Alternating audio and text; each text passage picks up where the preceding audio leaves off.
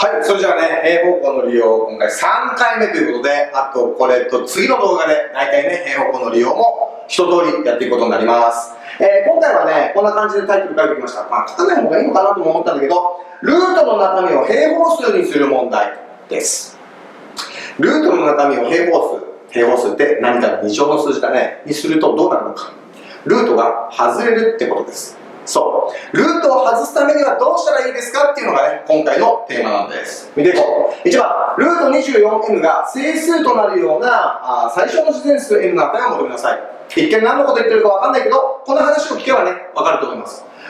要は最終的にルート 24n が整数となるときは、ルート取れるようにしてねってことなわけ。ね、そうなるようにするために24に何かけたらルートを取れますか。つまりルートが取れるということはルートの中身が平方数になるにはどうしたらいいですかっていうふうに聞かれている。そんな問題だってことですね。はい、ということで見ていきましょう。重要なのはね、ここです。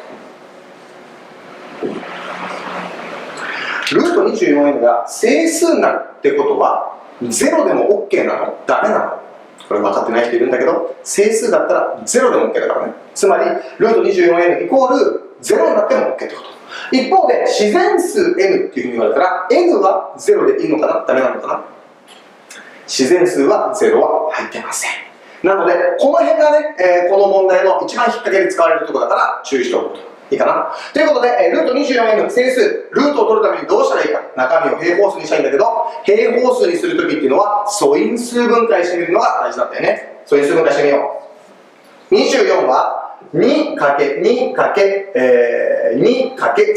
いうふうに表すことができる。ね、これね、高校生の中でやるんだけど、点って書いたら掛け算の意味だからね、数字でいちいちこう掛け算書くと、ちょっと場所も取るからね、点って書いたりします。そこにn がかけてあって、これが平方数になるようにしたいということでした。はい。平方数ってどういうことかっていうと、そういう数分解したときに全部数字が1ペアだったら全部ルートの外に出ていくよっていうことだったよね。ということで見てみると、2はね、1ペアあるんだけど、こいつの2は相方がいません。3も相方がいません。だから外に出れません。そこで n は何をかけてあげればいいかというと、2と3を1個ずつ持っていれば、この2をペアにして、この3をペアにして、全員ルートの外に出ていくことができるようになるわけ。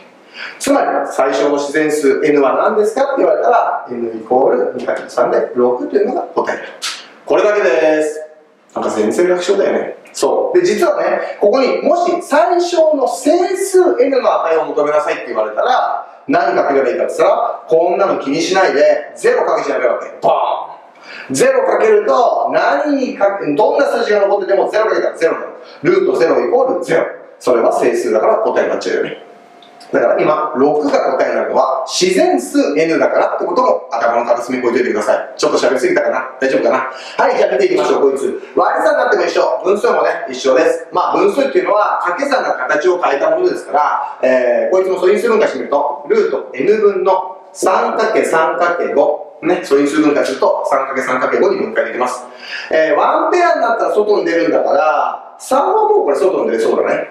5が相方いない。だから、約分して消せるようにしましょうということで、n イコール5。こうしてあげればね、ピュッと消えて3が外に出て、ルートが取れます。だけどこれ引っ掛けなんだね。気をつけて。